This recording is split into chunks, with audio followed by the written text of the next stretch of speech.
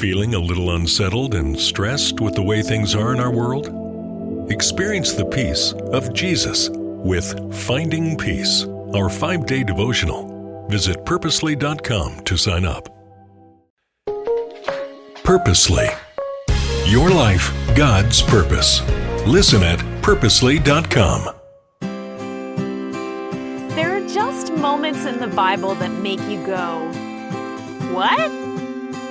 We did a whole series on unusual stories in the Bible here on the Bible for Busy People podcast, ones that are hard to explain or understand. The Bible has a lot of messy stories that require more than a cursory glance. And today we're looking at a passage that seems incredibly out of character for Jesus, one that might be brushed over or avoided completely. But wrestling with the scriptures, even the uncomfortable ones, it's kind of what we do here. Hey, I'm Jen. You're listening to the Bible for Busy People podcast, where all this week we have been talking about moments when Jesus was amazed. Today we are in Matthew 15, starting in verse 21. It says, leaving that place, Jesus withdrew to the region of Tyre and Sidon.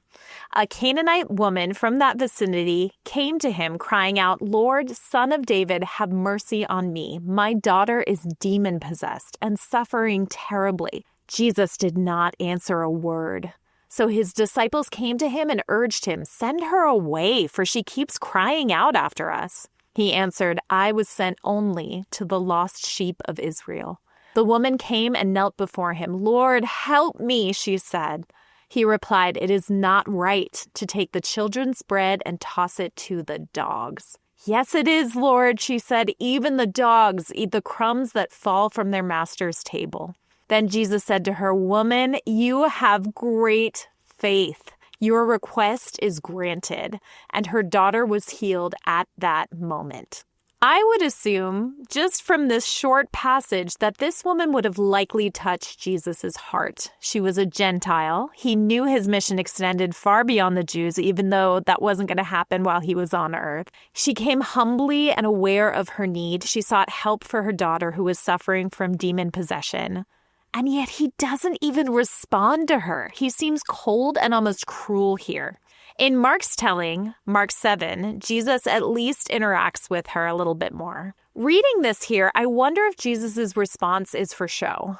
I wonder if it's more for his disciples who seem really impatient here than the woman, even though the woman seems to be the collateral damage here.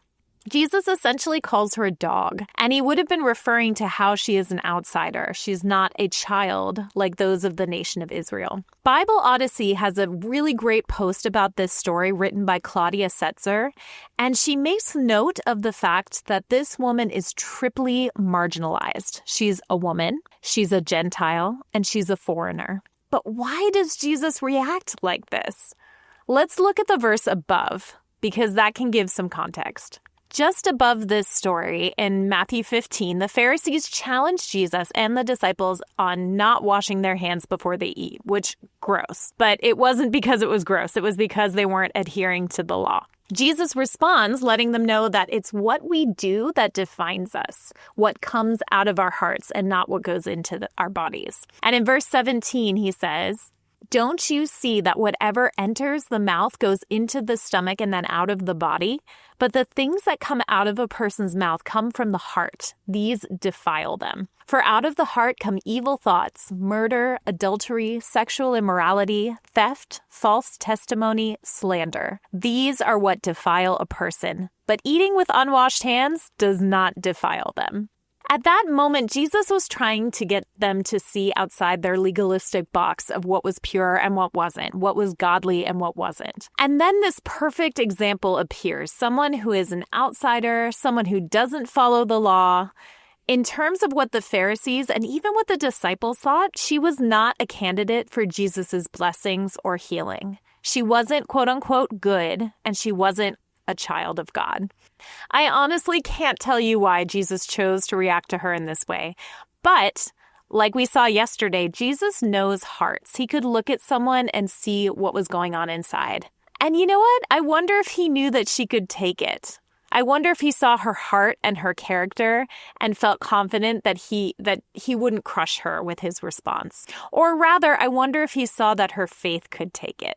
and it could. It doesn't say necessarily, again, that her answer amazed Jesus, but again, he makes an exclamation. He says, "Woman, you have great faith." And at that moment, her daughter is healed.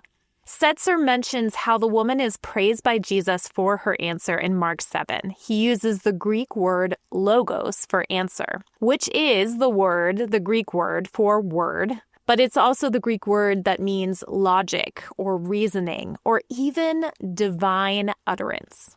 I think it's fair to say that the Spirit was speaking through this Canaanite woman, or Syrophoenician woman, as she's called in Mark, which means she was a native or an inhabitant of Phoenicia when it was part of the Roman province of Syria.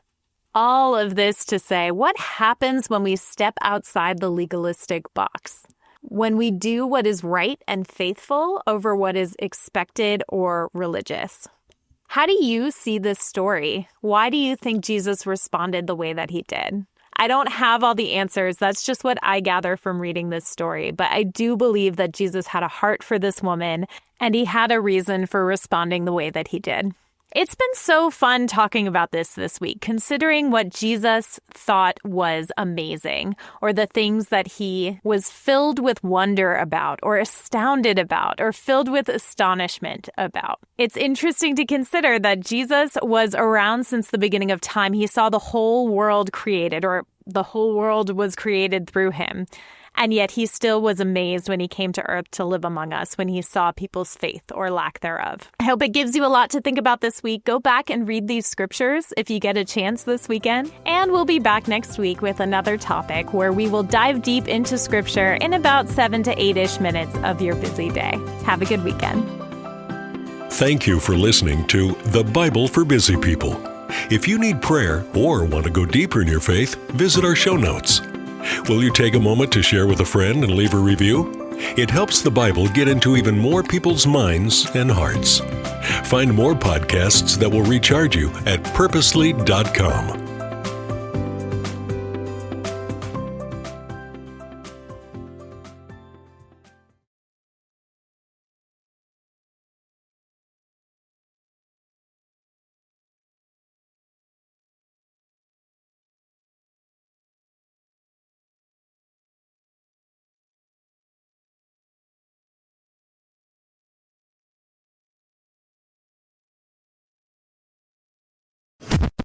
Thanks for listening.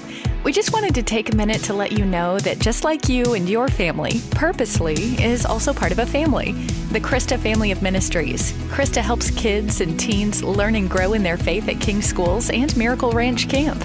And Krista shares Jesus with people in the poorest, most remote places through World Concern. Krista Senior Living is a community of love and care, and Krista Media is a place of hope on the radio. God is changing lives through these 5 ministries, and Krista is on mission to share the good news of Jesus. To learn more, visit Krista.org.